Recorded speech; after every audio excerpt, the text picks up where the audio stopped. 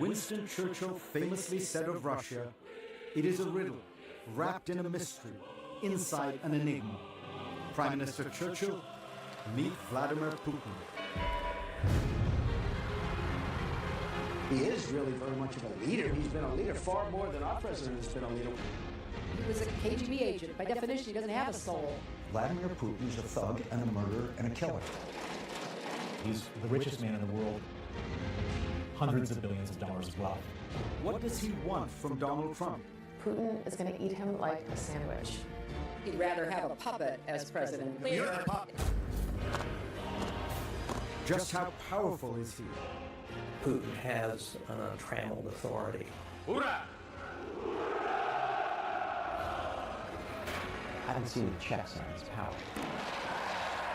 So powerful, he rigged the American election? Of course, Putin wanted Hillary Clinton to lose. He despised Hillary Clinton. Whom would you like better? Of the world! While Russia celebrates, Americans ask, what does he want? And is he really the most powerful man in the world? December 5th, 1989. It was a cold night in Dresden, East Germany. And it would change the course of Vladimir Putin's life.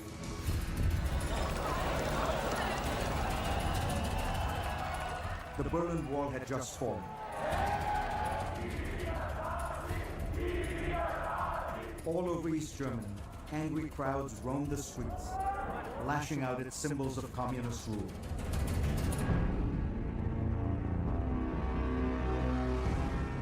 That night in Dresden, they found a target.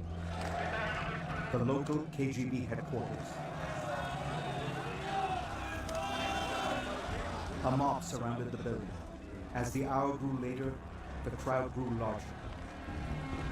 Inside, peering through the curtains, was a young KGB lieutenant colonel named Vladimir Putin.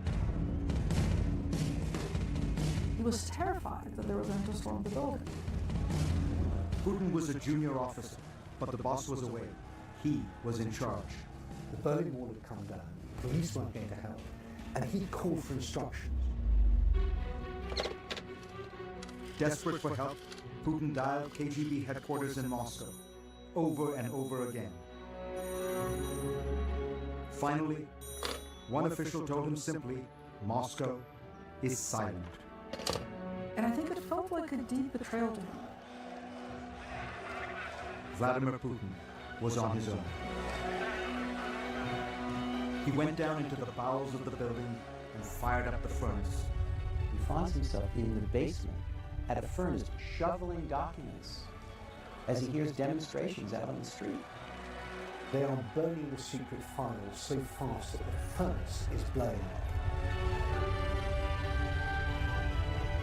Putin torched thousands of pages of KGB documents and secrets as the crowd closed in. With the fire still raging, Putin went outside and faced the mob. By himself. There are armed guards inside, he told them. They will shoot you. And he's able to bluff his way out of it and tell the crowd, don't try it here, you're going to get hurt. Putin's threat worked. The mob dispersed. This is the drama that stays with Putin all the time. The fear of popular uprising.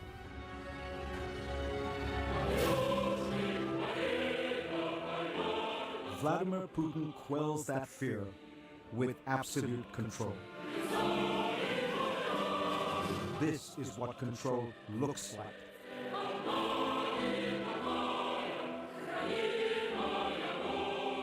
In one of the world's busiest cities, the streets are emptied for Vladimir Putin's motorcade. 12 million people simply disappear on Putin's inauguration day.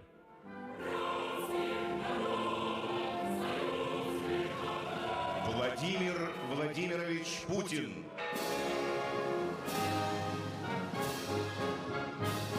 The event was perfectly produced for Russian television. Every detail flawlessly planned. Almost every detail. A few Russians did not follow the script. Literally a block away from his inauguration was a cafe called Jean-Jacques, where the opposition liked to gather and drink wine and drink coffee. And the riot police descend on the cafe and start arresting people sitting at their tables outside, turning over tables, breaking cups and plates.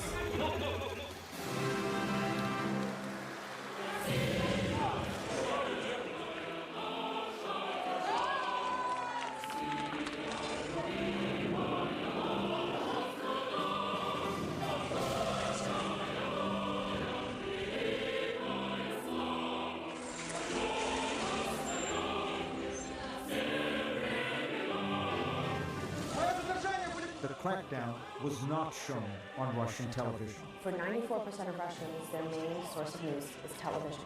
If it didn't happen on television, it didn't happen. Putin controls television. There's absolutely no critical words about Vladimir Putin on the Russian airwaves. None, not one word. Putin controls everything in Russia. Putin has an untrammeled authority. I haven't seen any checks on his power. Минуту молчания. He is able to make singular, rapid decisions. The absolutism there is unlike anything I've seen in Russia. All that power is propped up by an astonishing approval rating, over 80%. And that's according to American pollsters.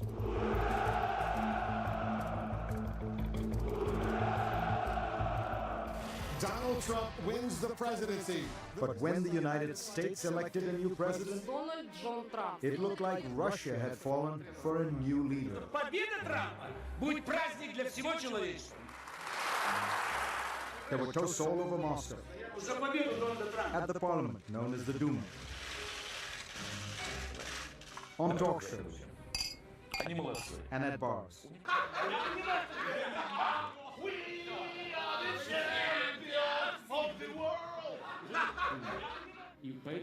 But one man seemed utterly unsurprised by Trump's victory. He's happy to take credit. And that means that he won the US election. The man who is simultaneously president of Russia and in charge of the United States. Mr. Putin. Trump impersonators are everywhere in Russia. Я люблю Россию, но ты ничего не докажешь. You're fired, you're fired, you're fired. But it could be an American TV program that best describes the Putin-Trump relationship. I think Putin views Trump as an apprentice. At the heart of all this are some deadly serious questions. Does Vladimir Putin have some kind of hold over Donald Trump? Did he tamper with the American elections? I tried to ask him. Mr. Putin did not agree to answer my questions, but his closest aide, Dmitry Peskov, did. The answer is very simple, no. You are humiliating yourself, saying that a country can intervene in your election process. America, a huge country, country number one, the most powerful country in the world, this is simply impossible. We will get at the truth of all this, but to do that, we need to go back to the final days of the country Vladimir Putin loved. I think that down deep in Putin, there is this sense of extraordinary humiliation over the collapse of the Soviet Union. Because it wasn't just the Soviet Union, it was the Russian Empire. Putin returned home from his KGB posting in 1990 to a country he did not recognize. The USSR had been transformed by Mikhail Gorbachev and his policy of openness, known as glasnost. A lot of things happened very quickly. Big Mac is Big Mac. Coca-Cola, Coca-Cola. A romance with things Western.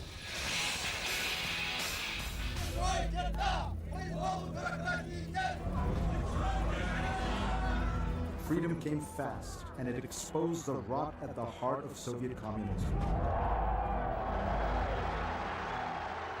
Across the Soviet Union, hundreds of thousands of people began demanding democracy and national independence.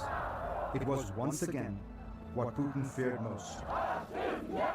The people rising up. And finally, the people won. Tonight in Moscow at the Kremlin, the red flag of the failed Soviet Union at last came down, and the flag of Russia rose. 300 years of history erased. Soviet institutions like the KGB simply ceased to exist.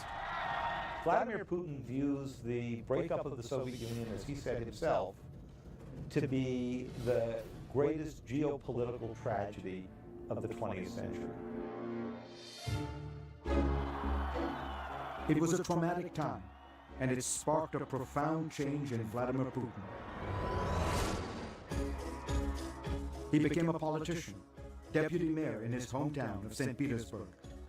It was not a big job, but Putin clearly had big dreams. He commissioned this rarely seen documentary about himself, presenting Vladimir Putin, the credits read, in power. Weirdly, the soundtrack is from the Broadway show Cats. The ambitious Putin may already have been looking toward Moscow, because the Russian people were desperate for strong leadership. Under President Boris Yeltsin, the new democracy was a mess. The entire Soviet system, it just collapsed. The oligarchs, the men who profited on the spoils of communism, became fantastically rich. Mercedes-Benz is selling more of its top-line cars in Russia than in all the rest of Europe. But ordinary Russians were sinking into desperate poverty. There were dire food shortages, even starvation. I don't know how to feed my kids without milk. I just don't know what we're going to do. President Boris Yeltsin was in charge, but he seemed increasingly unstable.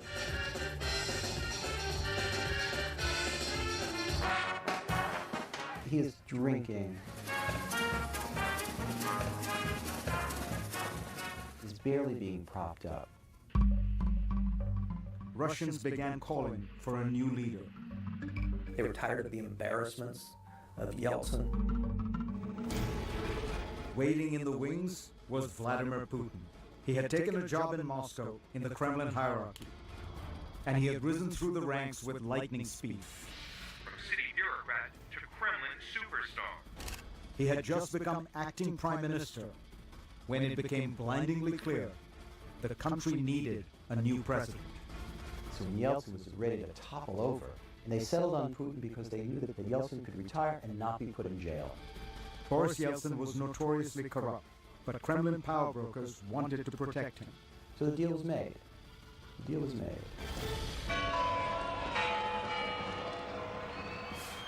December 31st, 1999.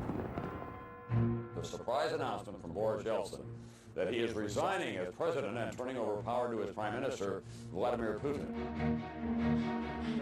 In the very first moments of the 21st century, Vladimir Putin became president of Russia. His first words, "We live in a competitive world, and we are not among its leaders." And right away, Putin began to change his country. He joined soldiers on the front lines of the war in Chechnya. He reassured Russians that better times were ahead. I think we'll get paid and we'll have work. The country quickly fell in love with Vladimir Putin. The #1 song in Russia was called A Man Like Putin. He's just very, he's beautiful man, you see? But the biggest surprise? America also loved Vladimir Putin. President George W. Bush thought he'd found a kindred spirit.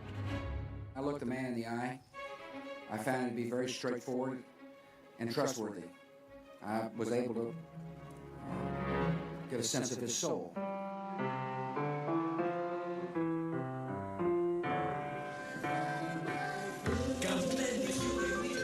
Even Hollywood fell for the new Russian president.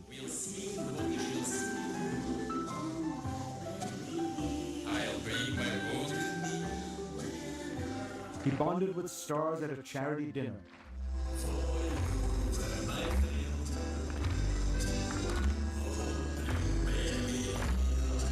But the honeymoon would soon come to a crashing halt.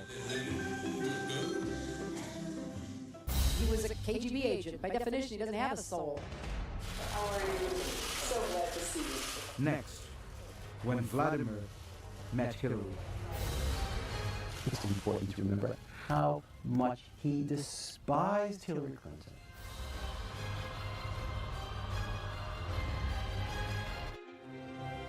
How many times will she leave her mark? How many ways will she light up the world? This is the woman. At the heart of the hacking scandal that rocked the 2016 presidential election Ladies and gentlemen, was an old grudge. my mother, my hero, and our next president, Hillary Clinton. It went beyond ideology. It was personal. Vladimir Putin was not a fan of Hillary Clinton.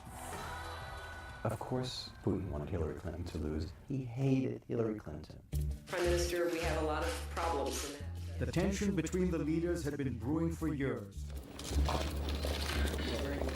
In 2001, another American leader, George W. Bush, vouched for Putin.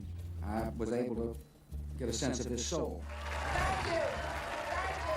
But on the campaign trail in 2008, Hillary had a different take. I could have told him he was a KGB agent. By definition, he doesn't have a soul. I mean, this is a waste of time, right? Recently, Mrs. Clinton said that you, as a former KGB agent, by definition, can have no soul. Putin's reply? Statesmen shouldn't be guided by their hearts, they should use their heads. Clinton had a lot of tough words for Putin over the years. He's a very arrogant person to deal with. We have to stand up to his bullying. He is somebody who will take as much as he possibly can. But it was what happened in 2011 that marked a point of no return. It began with the Arab Spring protests early that year. The kind of popular uprising that Putin dreaded. He begins to see himself through the eyes of Hosni Mubarak. Mubarak of Egypt was facing prosecution. Syria's Bashar al-Assad was on the ropes. Libya's strongman Muammar Gaddafi met a particularly gruesome fate. Brutally killed after begging for his life. Putin may have feared the same bloody fate for himself.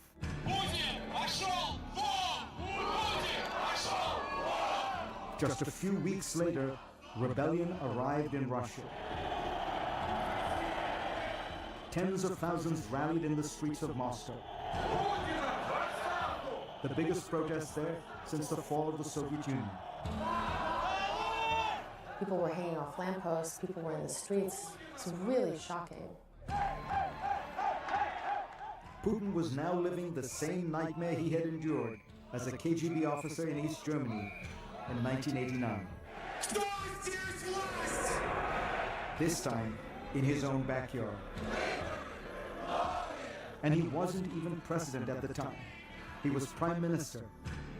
having handed the presidency over to his associate, Dmitry Medvedev. As the winter went longer and longer and got colder and colder, the protests got bigger and bigger. As Putin saw people turning against him, Hillary Clinton weighed in.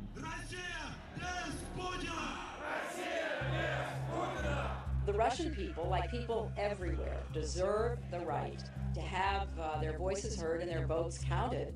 When Putin hears something like that, I imagine he hears Bush talking about Saddam Hussein. He hears that as they're coming for me. There he goes! They're trying to drive me from power. And what the hell do you know about my people and whether they deserve to have their voices heard? Like, I'll tell you if they should have their voices heard. Russians had a lot of reasons to be angry. Владимира Путина на должность президента страны. That fall, it was announced that Putin would run for president again, for a third time. That meant he could potentially rule Russia until 2024. Some people said, oh my God, I'm going to die with this guy in power. A few months later, the elections for Russia's parliament were a farce. We do have serious concerns about the conduct of the elections. Hillary Clinton called out the election rigging. I didn't think she realized quite how badly that was going to go down. With his back against the wall, Putin turned the tables. He blamed the protests on Hillary Clinton, claiming that she was the one who incited them with her complaints about the election. There are growing restrictions on the exercise of fundamental rights. Quote unquote, she sent a signal. That was his words.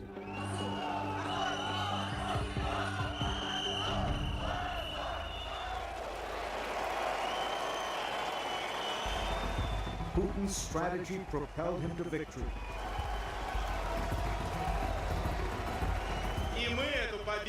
In March 2012, he won re-election handily, fighting back tears after a tense fight to maintain his power. Мы показали, что нам действительно никто ничего не может навязать. He may have won the day, but Vladimir Putin never forgot about the woman who had kicked him when he was down. Do you think he resolved, you interfered with my elections, to play this game? I think that that's the line of thinking that led him to the intervention. I mean, I'm totally convinced that Russians were meddling and intervening covertly. U.S. intelligence concluded that Putin personally ordered a campaign to influence the American election, in part because he holds a grudge for Clinton's comments in 2011. The other accusation... Putin has denied that Russia was hacking the Democrats. I don't know anything about that. You know how many hackers there are today. It's an extremely difficult thing to check. The Russians allegedly focused their attack on a particularly weak target, the Democratic National Committee.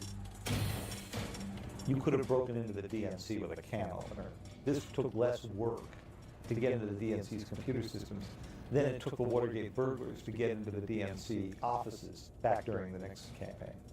More than 1,900 emails released. In the middle of a tight race, The leak revealed transcripts. embarrassing emails mysteriously leaked from the Clinton campaign were all over the news. WikiLeaks has released a new batch of Another stolen round of emails. stolen emails. The Clinton campaign knows this could be a This latest leak, pretty much a Trump dream come true. Donald Trump was delighted by Clinton's misfortunes. Russia, if you're listening, I hope you're able to find the 30,000 emails that are missing. Donald J. Trump will become the 45th president of the United States, defeating. In the end, America's election went Putin's way.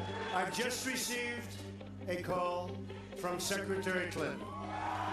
Hillary Clinton was quite negative about our country and her attitude. It wouldn't be bad to get along with Russia, right? It wouldn't be bad. And to the contrary, the other candidate, Donald Trump, was saying that we have to find some understanding. When people like me, I like them. Even Putin. whom would you like better? This is not the outcome we wanted. Hillary Clinton suffered one of the most shocking defeats in American history. I know how disappointed you feel because I feel it too. At least in part, some observers say, because of the alleged hacking operation. This is painful, and it will be for a long time. Putin had apparently avenged his old grudge. So help me God. Congratulations, Mr. President. And he may have achieved even more. The 45th President of the United States. If Donald Trump is in some way compromised, if the Russian government has something that it feels has on him in terms of leverage, that's a very serious thing. I don't suggest for a second that I have the answer to this question, but we can't just let this matter drop. Up next, a prominent Russian opposition figure has been shot and killed in... 4 of the shots hit him in the back. Right out in the open, just blocks from the Kremlin. The story Vladimir Putin might want the world to forget.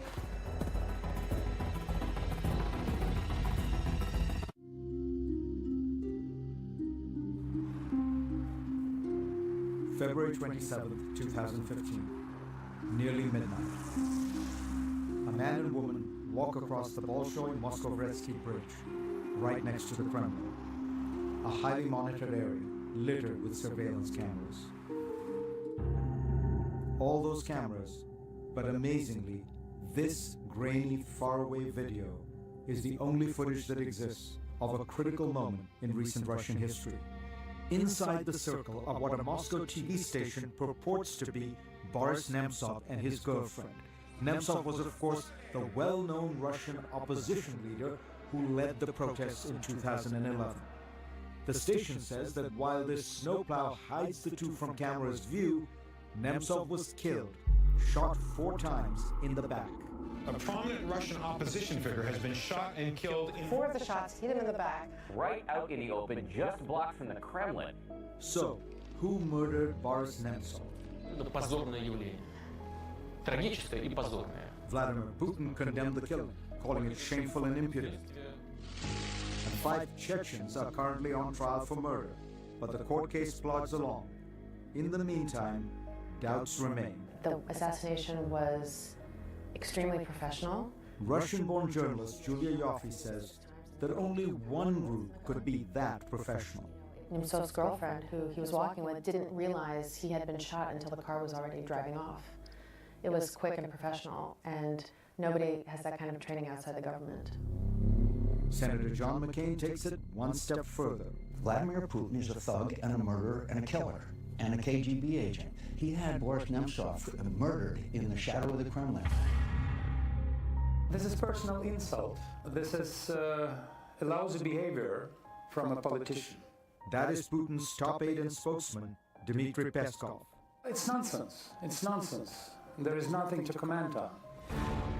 Over the course of Putin's time in power, his regime has been accused of involvement in the deaths of many of its critics, including the journalist Anna Politkovskaya and the former KGB agent Alexander Litvinenko.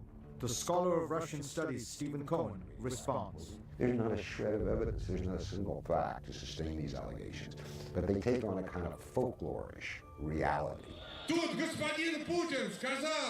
The allegations that Putin might have played a role in Boris Nemtsov's murder may stem in part from the evidence that Nemtsov had been accumulating against the president. Nemtsov was about to reveal information that would prove Russia's involvement in the conflict in Ukraine. That Ukraine report was released a few months after Nemtsov's murder. But there was an earlier Nemtsov report published in 2012 that also was embarrassing for Putin. It claimed the president had 43 planes, 15 helicopters, and 4 yachts at his disposal, including 1 super yacht. Then there are the palaces. Nemtsov's report says there were 20 presidential palaces available to Putin at any time. One of the palaces, known in the press simply as Putin's palace, was said to be worth $1 billion. This is not true. This is actually perverted commenting of reality. Putin's spokesman, Dmitry Peskov, says every world leader, especially the leader of a nuclear power like Russia or the United States, has access to state-owned homes and planes and helicopters that are safe and have secure communications. Of course, he uses these vehicles, this plane, these residences, but it's not his property. The rumors about his wealth, the rumors about the palaces, has nothing to do with reality. It's just lies. The rumors of Putin's wealth, well, some of them are simply staggering. And some people, including myself, believe that he's the richest man in the world or one of the richest men in the world. Bill Brado was once the largest foreign investor in Russia. Now he's one of Vladimir Putin's toughest critics. We talked in 2015. You really think Putin is the richest man in the world? I really think that. And I'm not just saying that crazily. Estimate his net worth. 200 billion. Really? I believe that it's 200 billion. That would make Putin almost 2.5 times wealthier than the man whom Forbes says is the world's wealthiest, Bill Gates. All these rumors, all these accusations about billions and billions of dollars as his fortune, this is not true. Don't believe in that. He's got nothing. He's got what he writes in his personal financial declaration every year. Putin's most recent financial declaration says that he personally owns less than half an acre of land, a roughly 900 square foot apartment, and a 200 square foot garage, into which maybe he puts the vehicles listed in that document. A vintage Russian sedan, a Russian 4x4, and a trailer like this one. The document does not say how much Putin has in the bank or in investments. Top US Treasury official Adam Zubin talked to the BBC. I'm not in a position to give you figures, but what I can say is that he supposedly draws a state salary of something like $110,000 a year. That is not an accurate statement of the man's wealth. But if Putin was getting rich, he surely wasn't the only one in Russia. Take this statistic. In 1996, when Putin had just moved to Moscow and begun his climb to the top, there were no billionaires in all of Russia. By 2014, Russia had 111 billionaires, according to Forbes. And while Moscow now has multiple Bentley dealerships to satisfy its bevy of billionaires, the average wage in Russia is less than $450 a month. That's lower than the average wage in China, according to Stratford.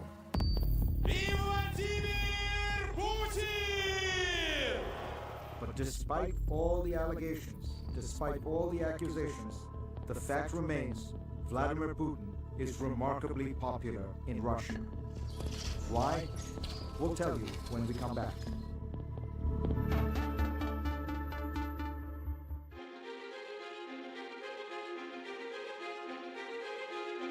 The most powerful man in the world is also the most popular. Vladimir Putin's approval rating has soared as high as 86% in recent years. Consider that American presidents are happy when they break the 50% mark. How has he done it? Partly, it's the cult of Putin. He has mastered the art of the manly photo op. He rides horseback bare-chested, finds ancient treasures underwater. He rides a submarine to the bottom of the Black Sea, flies planes, fights forest fires. There's something ridiculous about a middle-aged world leader riding around shirtless on a horse like Conan the Barbarian after a dozen donuts. Who thinks this looks good? Everything that we find ridiculous about Vladimir Putin is very appealing in a media universe that he controls absolutely. Perhaps the foundation of the Putin juggernaut is a political truism no matter where you live. It's the economy, stupid. After the chaotic years of Boris Yeltsin, Putin stepped in and stabilized the country, and he rode the wave of ever-rising oil prices, which in Russia's resource-rich economy translated into rising wages and soaring stock indices. Then, in late 2014, the party stopped. Oil prices slumped, and soon after came Western economic sanctions Vladimir Putin has navigated hard times well. He has slashed social spending, implemented an austerity program, allowed the ruble to fall, and his central bank has kept inflation in check. Putin is a fiscal conservative. The outward seeming aspect of wealth looks closer to Dubai than it does to Moscow 30 years ago. It's just an amazing transformation.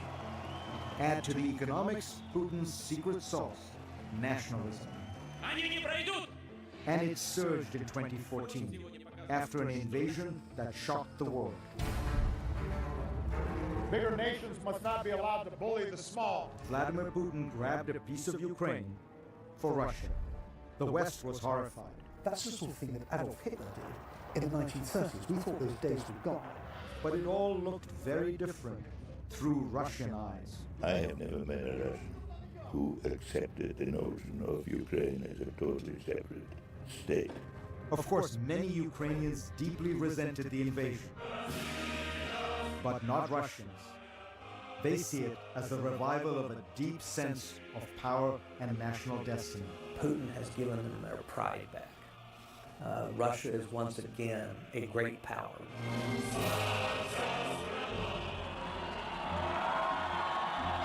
Putinism is an ideology of social conservatism, of anti-Westernism, but above all, of national power. Putin might say he has made Russia great again.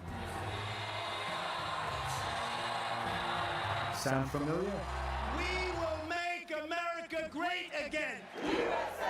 USA! Like Putin, Trump has used nationalism to boost his support. But many believe that Donald Trump is no Vladimir Putin. Putin is a much more practiced, subtle, cunning player. He's playing, in poker terms, a couple of deuces at the highest level.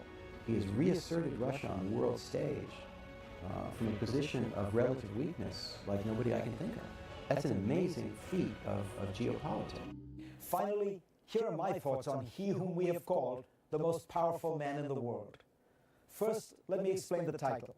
The United States, and China for that matter, are more powerful countries than Russia, of course, but the power of a head of state is determined both by the country's strength and the capacity he or she has to exercise that power unilaterally, unconstrained by other institutions, parties, or political forces. And combining those two metrics, it's easy to see why Vladimir Putin rises to the top. He has created what he calls a vertical of power, unlike any we have seen in other great nations. As the Russian chess grandmaster Garry Kasparov has noted, himself a harsh critic of Putin, the entire structure of Russian political authority rests on one man. When the Tsar died, after all, you knew the process by which his successor, his son, would be elevated. When the General Secretary of the Soviet Communist Party died, the Standing Committee and the Politburo would select his successor. But when Putin dies, I almost said if, what will happen? No one knows. To understand Putin, you have to understand Russia. The last 100 years for that country have seen the fall of the Tsar, the collapse of democracy, the Great Depression, World War II with its tens of millions of Russian dead, Stalin's totalitarian brutalities, the collapse of communism, the breakup of the Soviet Union, Boris Yeltsin's years of chaos and corruption, and then comes Vladimir Putin, who ushers in almost 2 decades of stability and, in popular perception, rising standards of living and increasing prominence and respect in the world. Да здравствует Россия! Respect is important. Russians have immense national pride. Russia is, after all, the largest country on the planet, 48 times larger than Germany. It encompasses 11 time zones and straddles Europe, Asia, and the Middle East. It is also a rich country, containing some of the largest deposits of raw materials, from oil and natural gas to nickel and aluminum. Culturally, it has often thought of itself as the Third Rome, preserving Christianity even as Rome and Byzantium fell to the barbarians. Putin understands Russia, but he also understands the world. He's not foolish enough to make a frontal assault on America or Europe. He knows how to use power asymmetrically, with cyber tools and disinformation. He understands the vulnerabilities of free societies, their internal divisions and discord, and their gaping openness. He understands the fragility of institutions like the European Union and NATO, and ideas like integration and diversity. In other words, Vladimir Putin understands us very well.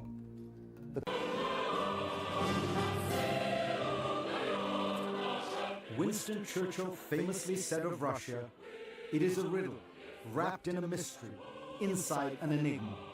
Prime Minister Churchill, meet Vladimir Putin. He is really very much of a leader. He's been a leader far more than our president has been a leader. He was a KGB agent. By definition, he doesn't have a soul. Vladimir Putin is a thug and a murderer and a killer. He's the richest man in the world. Hundreds of billions of dollars of wealth. What does he want from Donald Trump? Putin is going to eat him like a sandwich. He'd rather have a puppet as president. You're a puppet. Just how powerful is he? Putin has an untrammeled authority. Ура! I haven't seen any checks on his power. So powerful, he rigged the American election? Of course, Putin wanted Hillary Clinton to lose. He despised Hillary Clinton. Whom would you like better? Of the world! While Russia celebrates, Americans ask, what does he want? And is he really the most powerful man in the world? December 5th, 1989. It was a cold night in Dresden, East Germany. And it would change the course of Vladimir Putin's life.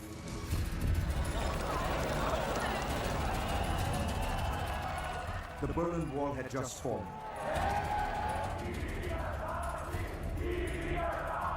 All over East Germany, angry crowds roamed the streets, lashing out at symbols of communist rule.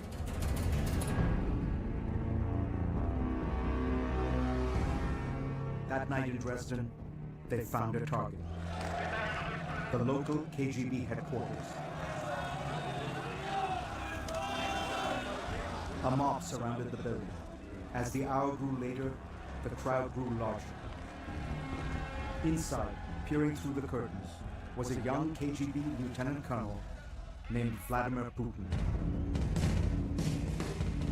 He was terrified that they were going to storm the building. Putin was a junior officer, but the boss was away.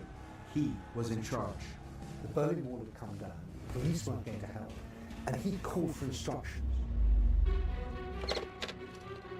Desperate for help, Putin dialed KGB headquarters in Moscow, over and over again.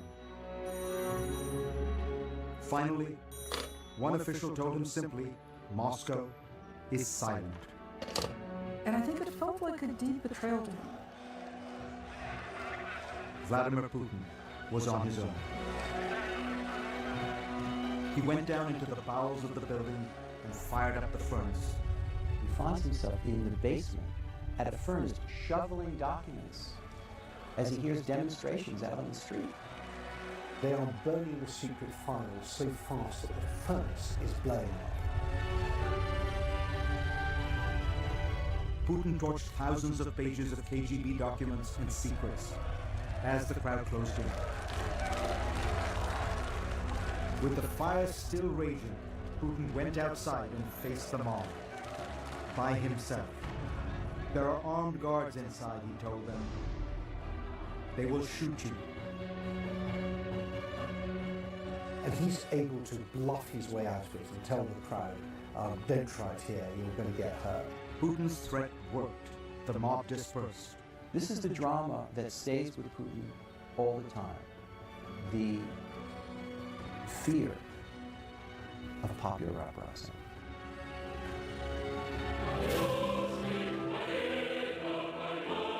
Vladimir Putin quells that fear with absolute control. This is what control looks like.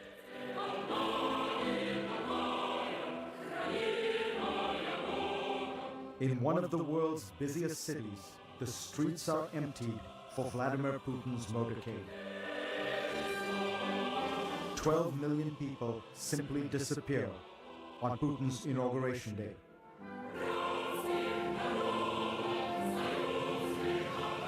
Владимир Владимирович Путин.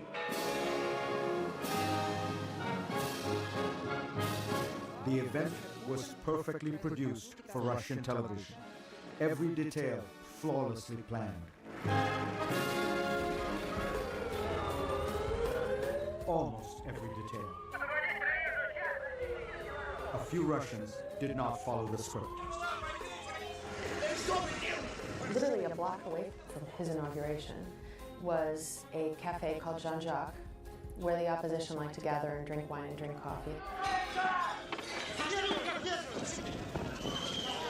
And the riot police descend on the cafe and start arresting people sitting at their tables outside, turning over tables, breaking cups and plates.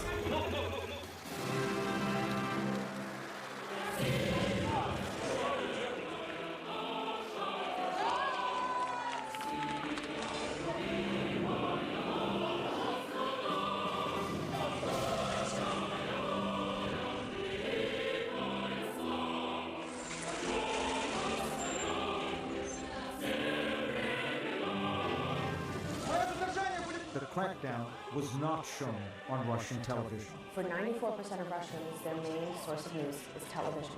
If it didn't happen on television, it didn't happen. Putin controls television. There's absolutely no critical words about Vladimir Putin on the Russian airwaves. None, not one word. Putin controls everything in Russia. Putin has an untrammeled authority. I don't see any checks on his power. Минуту молчания.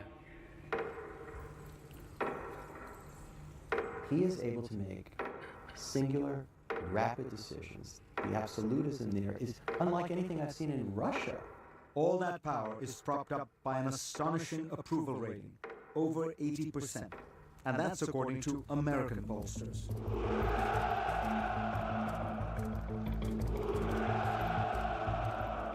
Donald Trump wins the presidency. But when the United States elected a new president, it looked like Russia had fallen for a new leader. Победа Трампа будет праздник для всего человечества. There were toasts all over Moscow, За победу Дональда Трампа. at the parliament known as the Duma, on talk shows, Они молодцы. and at bars.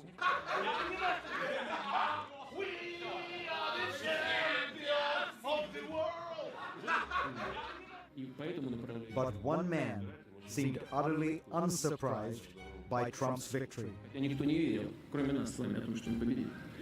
Вот. He's happy to take credit.